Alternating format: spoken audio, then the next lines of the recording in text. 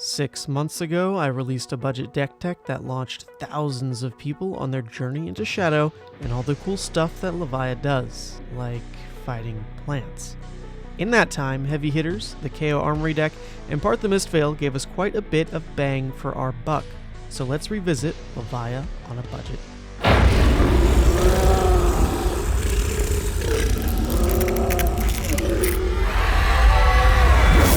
Good day, my Graveling growls. It's Mansan, and we're back with another Levia budget deck tech. It's been 6 months, and in those 6 months, we've been hit with not only heavy hitters, but also the Kayo Armory Deck and part the Mistveil, which gave us one of the best Levia cards we've ever freaking seen. So with all those new additions, I figured right at that 6-month mark, let's go ahead and revisit what Levia looks like at a starter budget. Now, just to warn you guys, the budget that we're working with now is a bit higher than last time. You can look pretty immediately here. Last time, the entire deck was built around $50, but right now, that's a little bit different. We're adding about an extra $100 to the pool with the theory that you started with the last video potentially, now you're moving on up and you really want that next step, or you're just revisiting Levia and picked up the Kayo Armory deck regardless, and that can really give you the core of a lot of this deck anyway. But the main reason that the deck is just more expensive is really two cards that we're looking at. And it's two cards that I think more than ever are kind of necessary to get the feel for what Levia is doing, the feel for why Levia is unique, versus if you do pick up the Kayo Armory deck and kind of understand what an aggressive brute feels like. Levia is a different flavor of that same aggro brute playstyle. She's got better payoff for these calculated risks that you're taking, and if you don't play with some of these cards that do make Levia unique, like Levia Redeemed / Levia Consumed and Doomsday, then I think you do just miss that feeling of actually being rewarded for why Levia is a bit harder to play than Kayo. So we're adding those cards to the list just baseline. So I want to warn you there. That's why the list looks a little bit more expensive, is because I was playing without these cards, and I just really don't think you get a good taste of Levia without them. So if you want to proxy them and then jump into this Levia journey, that's really where the bulk of the price of this comes down to. The rest of the deck is super cheap and actually really, really effective. So we're going to launch into that in just a second. But if you want to go further on your Levia journey, look at these goodies, these little graphics floating below me. First of all, people, I am giving away a box of custom Dragon Shield Levia sleeves brought to you by my sponsor Dragon Shield. I ordered a bunch of these that'll be given out at Pro Tour Amsterdam. Just DM me if you're interested. But I also want to give one away to an aspiring Levia player. So if you're interested, leave a comment below with a tip for playing Levia so that all these new players who find this video can learn a little bit of something from the League of Levia. And if you're new, leave a comment regardless and you'll be entered in to win. I'll be announcing the winner in just a few short weeks, so good luck there. And also, if you are interested in cold foil tokens, you can sign up for my Patreon and I'll ship them right to you as soon as you sign up with all the goodies that you could possibly need to get blinged out on your Levia journey. Let's talk about the deck. So first things first, we're operating on the basis that you have picked up the Kayo Armory deck and you're looking to further explore what the brute class has to offer to you. Well, Levia specifically is still in that aggressive slanted brute playstyle, but that's for a different reason than Kayo. Kayo is looking to be aggressive mostly because he's getting overrate damage the more he plays into draw discard effects, which is naturally a more aggressive play pattern because you're self-milling your deck and the draw discard cards just do lean more aggressive. But Levia leans aggressive because you are playing into Blood Debt, and Blood Debt is a mechanic where once you play into it at all, once you've banished cards with Blood Debt, you are either going to take that damage or you're going to keep turning it off with Levia's ability. So you're forced to play into this pattern of aggression, which, like we mentioned with Doomsday and the Demi Hero, actually has quite a bit of payoff for Levia specifically. So you're playing with this teetering balance of cards that are more powerful, that are a little bit above rate, that are statted a little bit better than normal, at the cost of this impending doom of Blood Debt if you misplay somewhere, if your opponent punishes you too much.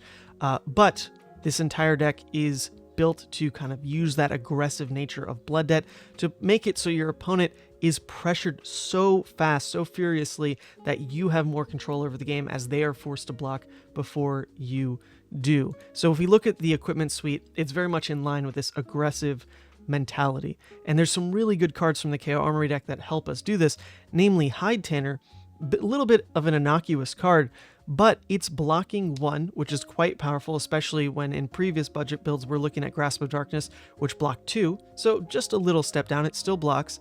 It's battle worn, and then when you discard a random card with 6 or more, you can destroy this. So you're getting an optional trigger, not just for 2 might tokens, but specifically, this is actually quite an interesting pattern for how Levia plays with preemptive decisions that you make around filling your graveyard. Hide Tanner you'll trigger at multiple instances during a game, but at what turn specifically do you want to use it?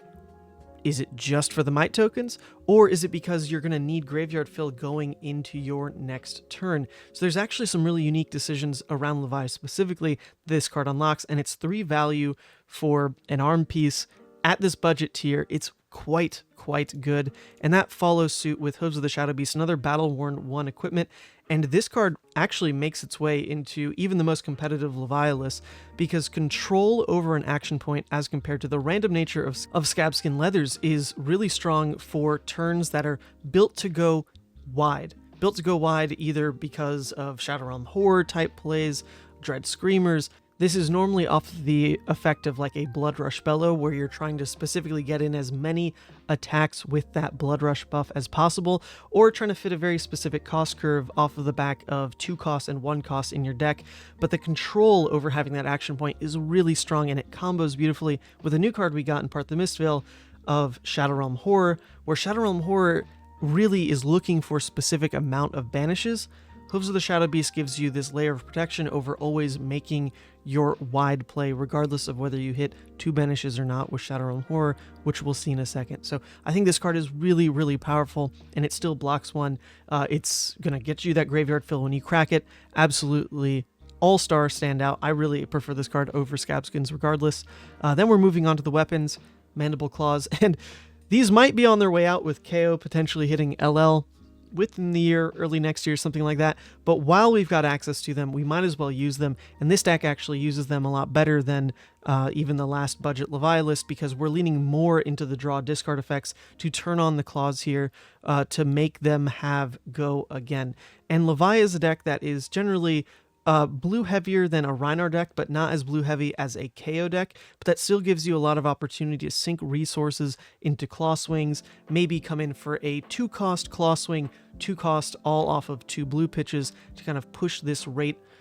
It's just a very strong card. And then speaking of competitiveness, Savage Sash is an all-star card from the Kayo Armory deck, and if you buy this thing alone, it's like $30, so you really got to try to find an Armory deck.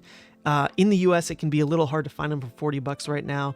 Maybe hit up your local LGS, but internationally, I have heard that they're still out there for $40, so hopefully you can grab one because this card is really strong. It's going to block 2 up front with that temper ability. You're probably never going to block with it for 1 after that unless you're in some dire straits, because the effect on Savage Sash is so strong. With Levia specifically, you have a lot of 2-cost attacks in the deck. You have a lot of 1-cost attacks in the deck. And when those are in smaller combinations, it makes a lot of sense. You play a 2-cost into a 1-cost, all off of 1 blue pitch. Easy peasy. But if you start to add those cost curves together, a 2-cost plus a 2-cost, all of a sudden that's 4 resources. A blue's only 3 resources. How are you pulling off those big turns sometimes? Savage Sash is your answer. Now those 2 costs are becoming 1 cost. Those 1 costs are becoming 0 costs. And you can go wild with Savage Sash, unlocking turns that legitimately just were not possible beforehand. You really want to look for large turns. You know, a card in arsenal, a 4-card hand. Now you can use Savage Sash as this effective 6th card that you're playing with to just save all these resources out of your turn and give you a little bit of graveyard fill.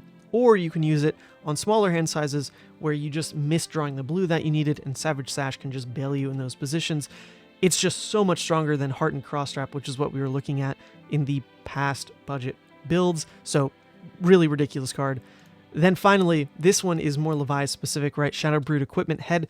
Spoiled Skull, this card is all about card advantage. It has Arcane Barrier on it as well, which makes it great for these budget builds as we're looking to not really flesh out a sideboard yet, but just give you a core. Arcane Barrier 1 is still going to be great into your Runeblade matchups, and then you also have this ability to pay 1 resource and then target 3 action cards with different names in your Banish Zone.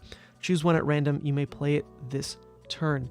So what this can do is unlock a hand where once you're already hitting your opponent with all this aggression, you've slammed them for 3 wide turns, 4 wide turns, you draw up and you're missing your starter.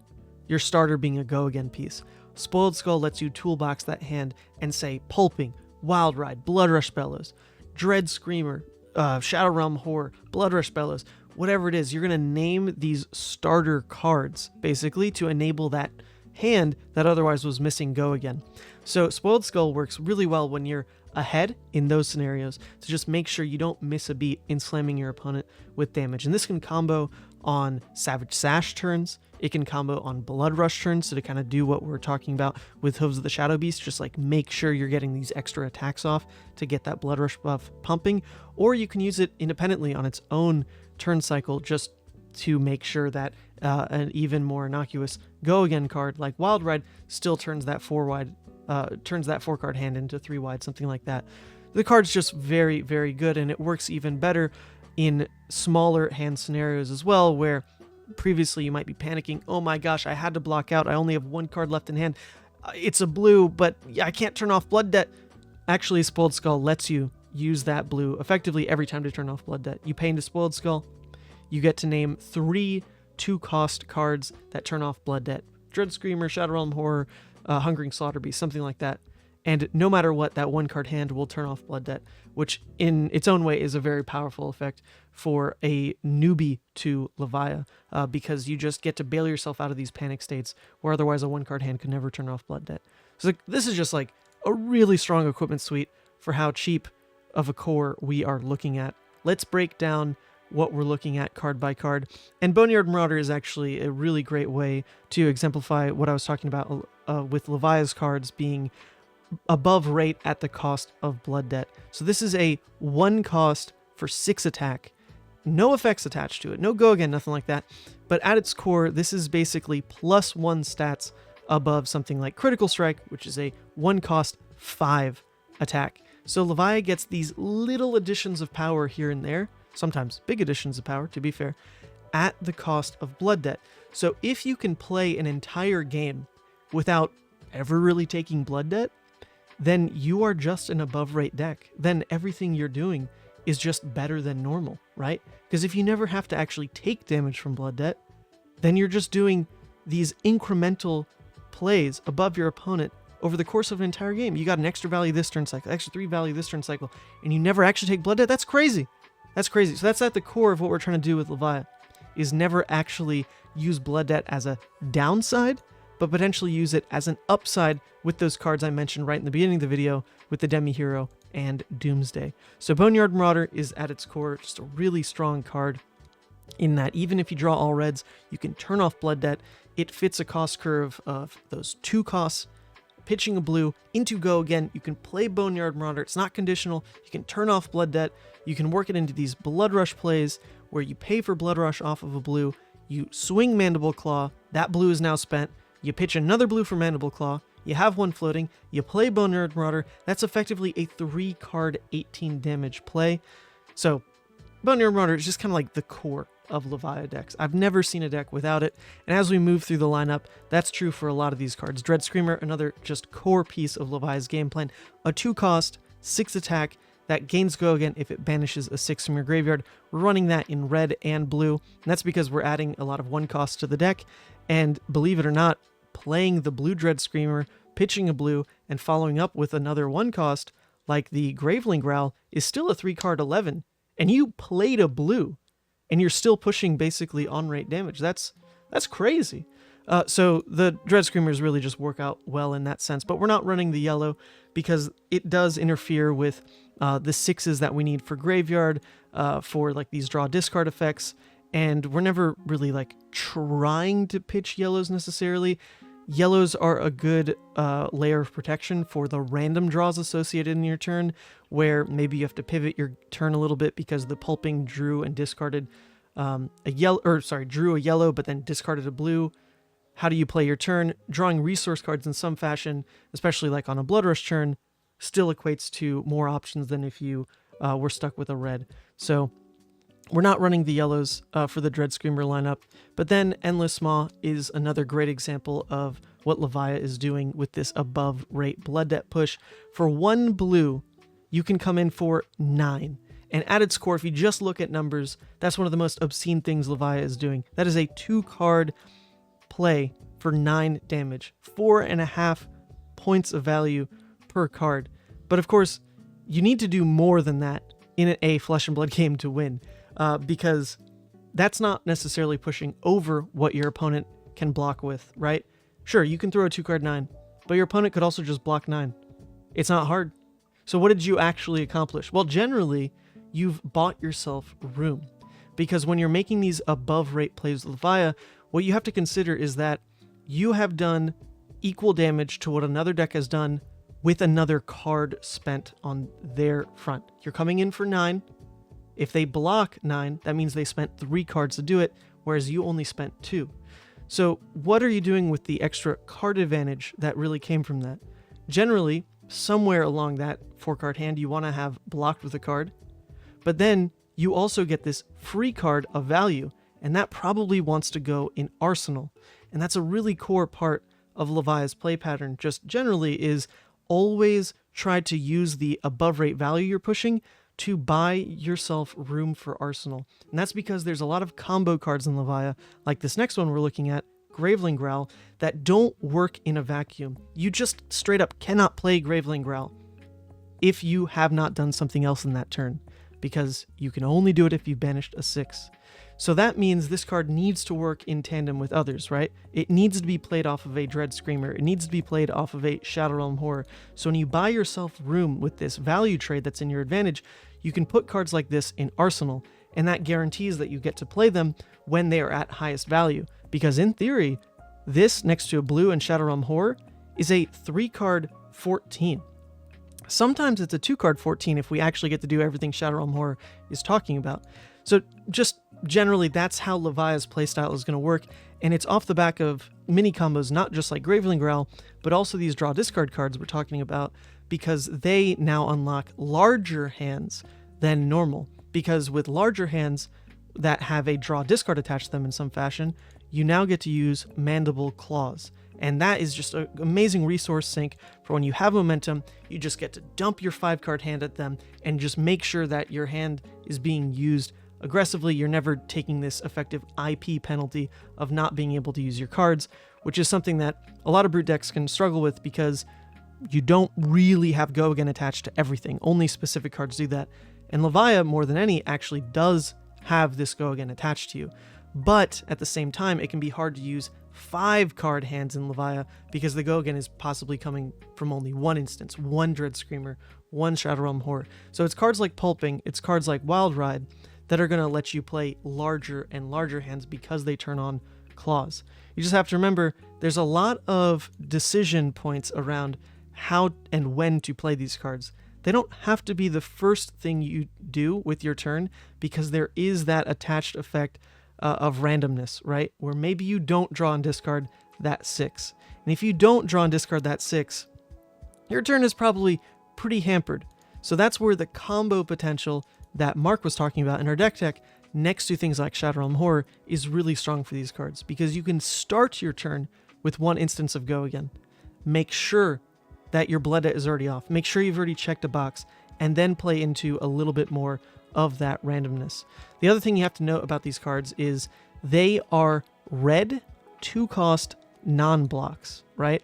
And so that means if you draw them all together, they really don't function. And that is still a part of Levia that hurts my soul. It's the worst feeling in Levia where you feel like you're doing everything right and then draw hands that legitimately just do not function. So I apologize in advance when that draw happens because it is possible, but we're dealing with ratios in this deck that in theory drawing 4 reds is about a 1%er, right? So we're not we're not really leaning into the greedy aspect of like running too many of these cards, but I'm just going to say it out there. It does happen in Levia sometimes, and it definitely does suck, but you know, it happens to Kayo as well, and people still play that deck. He's still S tier, right? The other thing to mention about this lineup of reds is Shadow Realm Horror, which is probably just the most redonkulous card that Levia's gotten in a long, long time. And that's because this has a scaling effect next to how you've controlled your graveyard. As an additional cost, you're going to banish 3 at random, which is normal. If you banish 1, 6, you're going to get +1. All of a sudden, 2 card 7, great, above rate. If you banish 2 or more, it's going to get go again. And then it's just a better Dread Screamer because you have +1 power attached to an effect that you already love. If you hit 3, though, then all of a sudden, one of the 6s you banished, you can play this turn. And that's where what I mentioned with this 2-card 14 can really come together. And if you listen to the dev talk where Brian Gottlieb and James White are talking about some of the new cards in Part the Mistveil, Brian Gottlieb specifically calls out Shadow Realm Horror, and he says it perfectly, where he says, in Dusk Till Dawn, they gave Levia cards that to an enfranchised Levia player look really interesting. The power is there, but it's a little bit of a puzzle to figure out how those cards work. And that's something like Shade and Death Hydra, right? Which is now a very well-respected Levia card, but at face value, to a non-Levia player, it probably looks kind of bad. However, Brian says, with Shadow Realm Horror, they wanted to give Levia a card where even non-Levia players look at it and say, oh man, that's power. I get it.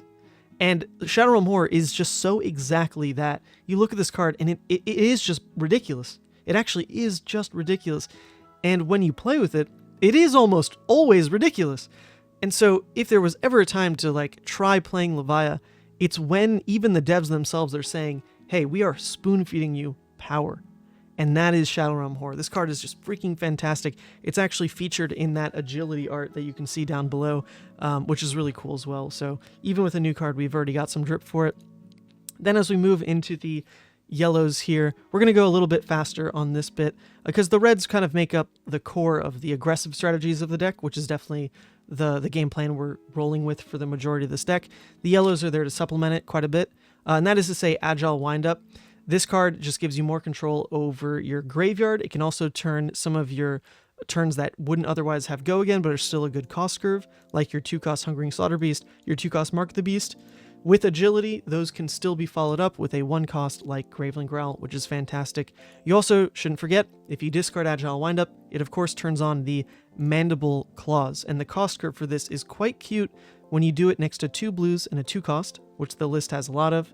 If you are able to discard Agile Windup and pitch 2 blues, you can go Claw and do something like Hungering Slaughter Beast and still carry an agility over into the next turn, which is awesome. Absolutely awesome.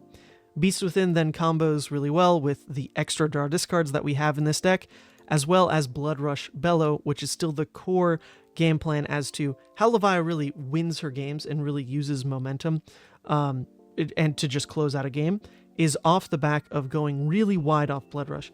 You can see KO decks use Blood Rush Bellow, and on an average turn, they're going to pull off 2 attacks with it. A claw plus an attack, and it looks like a fine 1 for 5 in a way, because they're going to get +2, +2, +1 from the might. That's still good value. But what we're trying to do out of a Blood Rush Bellow is at least get +6 out of it by going Claw attack, or going Claw attack, which this deck is really well equipped to do with Spoiled Skull and Savage Sash. And that all of a sudden means you're pushing not only 18 damage thrown by throwing Claw 6/6, but now an 8 more pile of damage like on top of that by going +2, +2, +2, +2. Like, it can get crazy. So Blood Rush Bellow absolutely is still like the core of what Levia is doing to be oppressive, but you don't just get to slam it and feel as good as you potentially do in a KO deck, where, oh, I can just throw Claw attack and probably be happy with my turn, because at minimum I'm like rolling the might into next turn. Levia is all about getting value out of the Blood Rush immediately, and that takes some pretty precise arsenal use. Maybe slotting in a Boneyard Marauder to guarantee that your floor of 18 damage on a Blood Rush is still achievable, or slotting in the Shadow Realm Horror or Dread Screamer because your Banish Zone is in a state where Spoiled Skull can always get you that 4th attack. It's a really interesting card. You can slam it a lot of the time, but you can also plan a lot of the time around making Blood Rush the best it can be in Levia. Then you've got some filler spots like Hungering Slaughterbeast and Mark of the Beast. These just really round out a deck because we're not running cards like Art of War. The yellow, like I mentioned with the draw discards around Pulping and Wild Ride, still lets you have choices with your turn. There's still 6s that your deck does need to a certain extent. And Mark of the Beast specifically, when you discard it, turns off Blood Debt. And you also can use it to just always turn off Blood Debt regardless of graveyard, which for a newer Levia player is a really, really strong play. Then we get to our blue base, and these ones, there's definitely a lot you can change about the blue base for a budget deck. I mean, almost all the blues in Levia that you're running are super cheap. You'll notice we're not running like Tear Limb from Limb or Smashback Alehorn, but that's because we're looking at kind of a newer player's experience with Levia. And what a newer player wants out of Levia is more access to immediate graveyard fill that makes a lot of sense. And so Bonebreaker Bellow in that way is something that pretty upfront, even Chris Yali talks about this, can just get 2 cards into the graveyard. And if you combo it with Mark of the Beast or Beast Within, then you actually get an extra effect out of the draw discard. But for a new player, it should be pretty obvious whether or not Bonebreaker is worth playing that way, or blocking with for 3, or using as pitch. Like the scaling of this card is quite obvious, I think, of when to use it. And so for a new player, it's just more options, which I quite like. And then Barraging Beatdown also is just a staple in like the Levia blue base, not just because it fills the graveyard for free, not just because of its Intimidate effect, but it also helps close games. And this is kind of that aha moment for newer Levia players where you realize closing a game with Levia with your blue base is actually quite easy. You can get into the second cycle of the deck, play your Dread Screamer, right? Demand 2 cards out of your opponent. Then all of a sudden they've got 2 cards left in hand. You play Barraging Beatdown, you intimidate one of the cards, then you come in with another attack, and that Barraging Beatdown effectively dealt 5 damage as a blue. You know, it took a card away from them and gave +2. That's 5 damage out of a blue. It's just like really, really strong. Then we've got some other ways to just obviously end the game with Convulsions. It's going to give Dominate. Everyone loves Dominate. It's getting phased out, so we might as well use Dominate while we have it instead of Overpower, right? And it combos off of the 1-cost cards. It can also be a way, if you're really flush on blues, to make sure that you've turned off Blood Debt before you go for draw discard plays, things like that. Deadwood Rumbler is just a 6 blue. It doesn't block, but that's okay. We can discard it to effects like Blood Rush Bellow. We can use it as pitch. We can even play this card. It's actually quite fine. Then 1 Diabolic Offering. But in this deck, more than anything, it should be obvious how to use it. We're not even including Art of War, right? So it is really just a conditional 1 for 6 blue. And it does have that experience of, oh, wow, like this has a ceiling. This can feel quite good. And maybe you find that moment where you block with Mark the Beast, your opponent closes the chain, now your Diabolic blocks for 6. There's still like some cutesy plays you can get to with this card. Then we've got Doomsday, and Doomsday can summon Blasmafet, which I believe shows up in the token section. So with 6 Blood Debt, you get to summon Blasmafet the Soul Harvester, which is just one of the coolest things in the game. Levia just in general does that, right? She can summon allies, and then she can also turn into a Demi Hero. Like, those are just some of the coolest mechanics ever. So why not do it? With Blasmafet the Soul Harvester, you get to swing for 6 with the option to banish a shadow card from your hand. It doesn't innately have Go Again, but with all the Go Again you're adding to your deck, this card, slammed on the table, is just so oppressive. If your opponent doesn't immediately clear it, then you're sticking away to, with 1 card in hand, always throw 6, banish that shadow card, and at least turn off Blood Debt, if not scale it into just a larger hand, because if you've already turned off Blood Debt by just like pitching into a Dread Screamer, then you can follow with Blasmafet, right? That's a 2-card 12. What is going on? It's just crazy. So playing with Blasmafet just feels really good. I don't think you can skip out on this. You might not see it every game, but in general, you can get to 6 Blood Debt pretty easily. So having that payoff is just really rewarding for that learning experience for Levia. Then there's a card that you probably won't play much, which is Soul Harvest, especially without recursion in the deck. It's mostly just a blue 6 block 3, but it might come up to actually banish 12. So be on the lookout for all the text on this card, but generally just look at its stats. And then finally, the most boring card in the deck, a blue 6 block 3 that, at least on turn 0, you can play for some extra graveyard fill. So the last thing to talk about, because we really don't have a sideboard for this deck, and that's by design.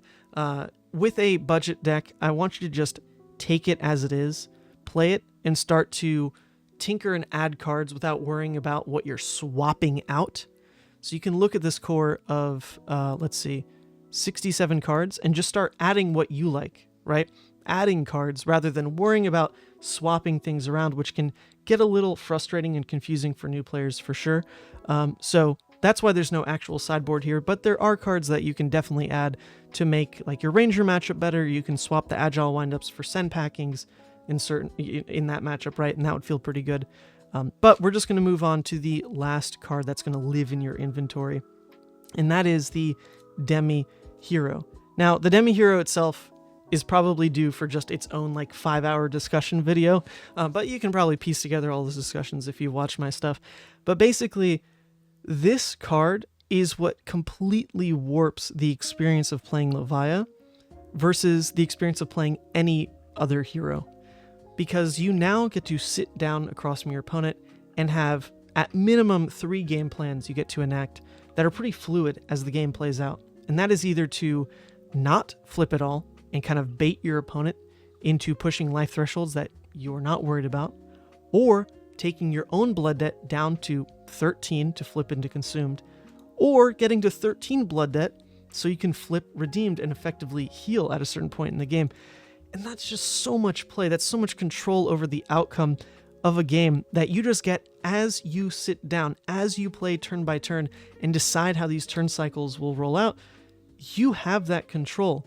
That's not going to happen all the time. Some matchups like ninjas, it's very hard to actually control the flip, especially with some of the blocking decisions in this deck. It can be a little tough because there are a lot of non-blocks, but that also can inform a different decision process, which is maybe from like a turn where you're at 25 health, you assume that it will be a flip turn from the bat, whereas a more mid-range Levia deck can fight for a flip turn closer to like, 18 health or something, because they just have more blocking power. This deck has less blocking power, so you can look for a flip at higher life. It's just going to be at the trade-off of probably having less blood debt to choose from. But that's not necessarily a bad thing, because when you look at what Plasma Levia Consume does, you basically stop taking blood debt, instead mill your deck. And so having too much blood debt means your deck just disappears. Terrifying, right? But if you have just a little sprinkling of blood debt, you got 4 or 5 blood debt, right? Then you're not milling your deck at any kind of crazy rate. And instead what you're doing is gaining this extra intellect effectively from those blood debt cards to work better into your wide turns with Blood Rush for 4, with looking for Chain Enders off Pulping and Wild Ride stuff, effectively like a Spoiled Skull at all times, right? So if you already see the power of a Spoiled Skull, then Consumed is just that, basically, as long as you have these cards in your blood debt zone. So huge card. Very, very incredibly impressive card as well. There's so many different ways you play it, either at that small blood debt count or flipping with a lot of blood debt, knowing that you maybe are going to mill your entire deck out in 2 turns. But tracking where your blues were, knowing that the hand of blues you're going to draw is Convulsions. So easy, dominate. I don't care that I mill my whole deck. You're at 3 life. I'm going to just go Convulsions, Endless Maw. 10 dominate. What are you going to do? There's a lot of decisions you can make with the Demi Hero that are like that. And then Redeem specifically is also this amazing way to kind of cross that threshold of feeling like things are getting out of control with your blood debt. Oh my god, I've got 20 blood debt. Oh my god, I'm going to die. Next time I take blood, I'm going to die. Instead, you can flip Redeemed and actually do this in a really unique way where, especially off the fact that it can heal you up to 8, where you and your opponent are in these, death rattle state of the game. You're both so low. And then you take a turn where Dread Screamer comes in for 6. And then you heal to 8 after being at like 1 HP or something. You didn't present another 6 damage or something, but you gained 7 value by flipping. I mean, that's still crazy. There's still so much behind that. And then once you flipped into Levia Redeemed, you just never have to worry about taking blood debt again. So you can change the entire way you play. Now you can take these turns of late game pulping and wild rides where you don't have to turn off blood debt.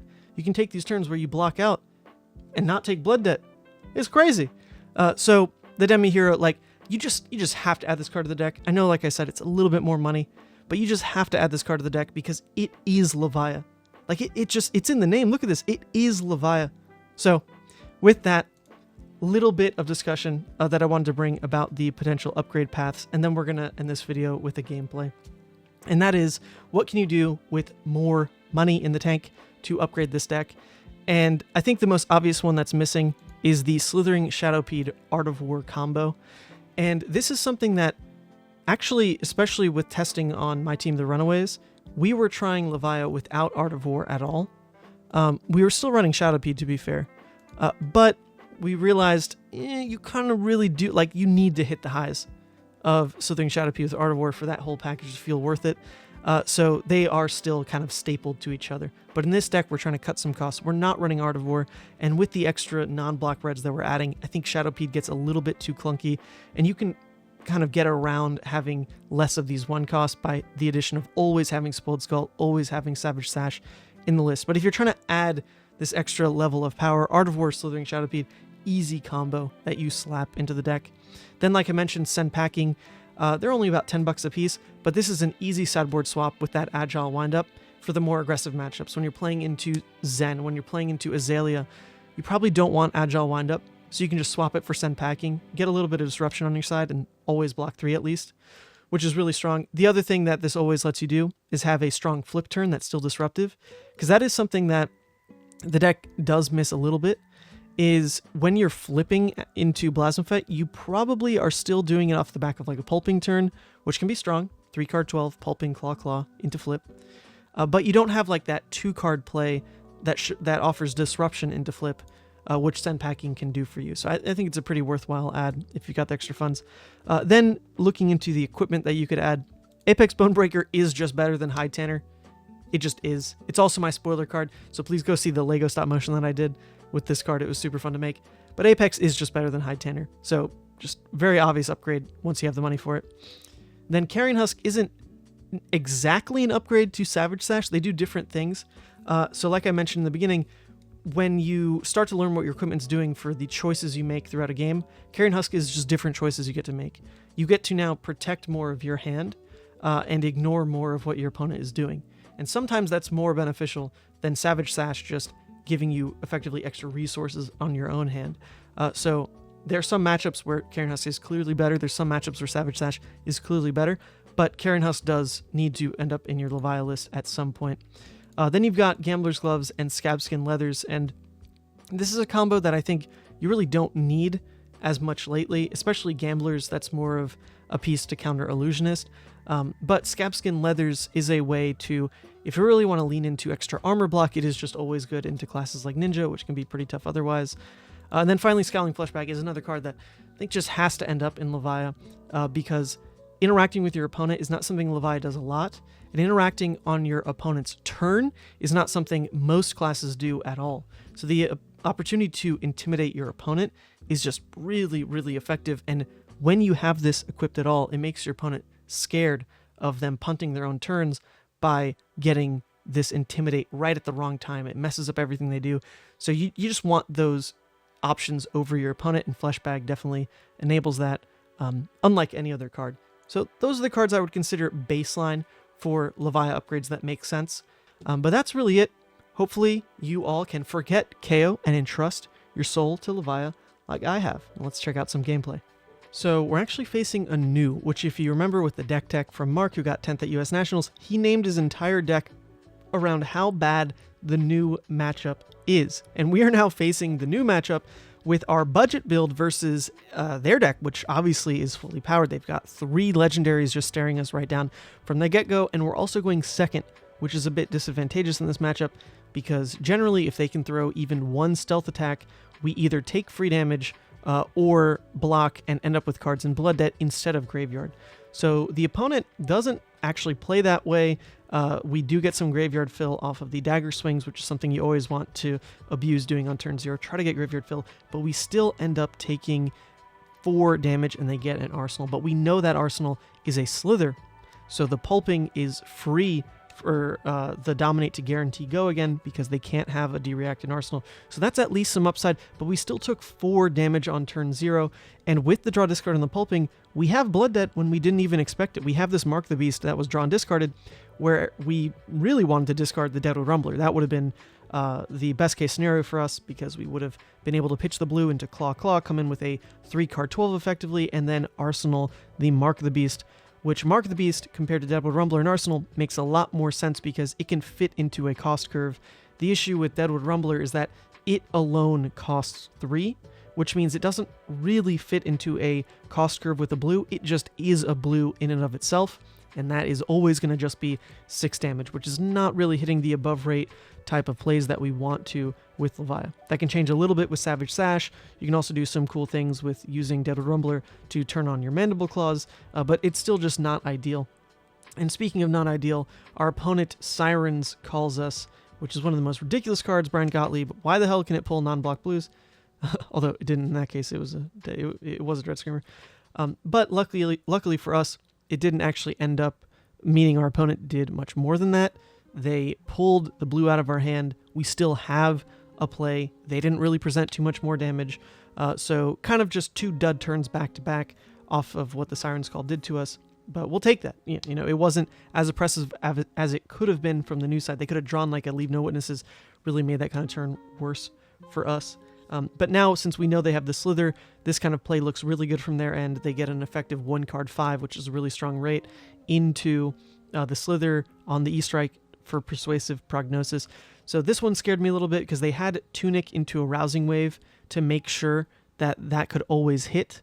So I overblocked with Armor, a little bit of a hedge, but they do end up banishing away a card with Mask. A little unfortunate, but we played around one aspect of what the new could do, and they just went a different route. We now go for the Deadwood Rumbler play, mainly because our hand just doesn't have go again, but we're toggling on the hooves because we might end up using them on this kind of turn, and we actually hit the ceiling of discarding Beast Within. So that kind of guarantees that we absolutely want to push this kind of hand because we might as well while we have it. We kind of drew this extra card off Beast Within, but it's at the cost of milling away a Blood Rush, which is definitely not ideal. So some upside, but now we're down hooves for pretty medium turn, and we're down a Blood Rush out of deck. Also pretty medium. Not great, but we have a free card out of the turn from discarding Beast Within. We're not going to frown on that, right? That's at least a nice outcome. However, as you're going to see on this turn cycle, there's some give and take with the non-blocks in this list. You know, we are doing more powerful things, but we're also weaker to disruption. So that free card we got off the Beast Within, when our opponent hits us with the Leave No Witnesses here, we really just don't have enough blocking power in hand to worry about even blocking this kind of card, so we just let it go. And because that was a wild ride that we basically got for free off the Beast Within, it doesn't hurt too much.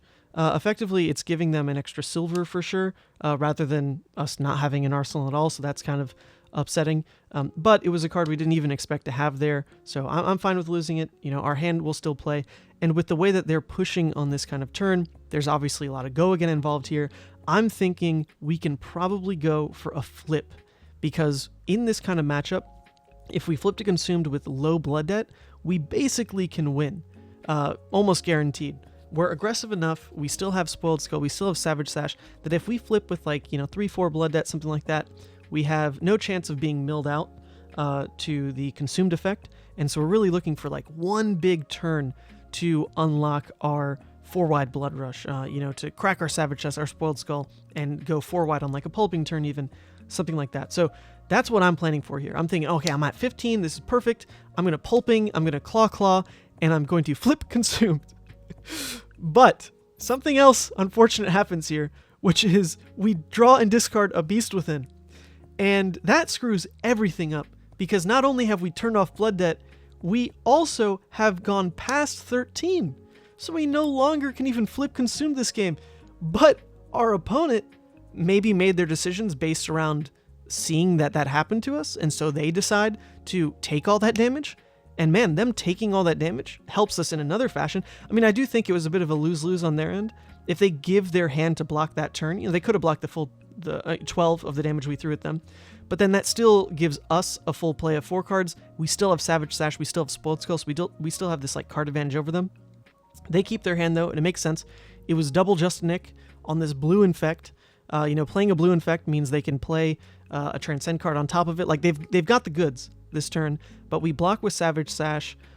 We don't die to this effect, which is great. And actually, off of the back of the Hide Tanner that we triggered on the last turn, the initial plan of triggering Hide Tanner was that when we flip into Consumed, that's like a guaranteed push turn. We're going to have 2 Might tokens on top of it, yada yada. We make the choice there. But the Hide Tanner actually comes up in a different way because we have guaranteed Dominate off of the Convulsions into this Boneyard Marauder, 3-card, 9 Dominate. They're at 1. They can give us equipment, but even through a D-React, they will die. And we've seen them play the Homage to Ancestors already, and we know their arsenal is a new hiss that they'd play. So this was just incredible. Like, I think we got pretty unlucky. Like, things went wrong for us, and we still win that game. That's the power of a Budget Levia, folks.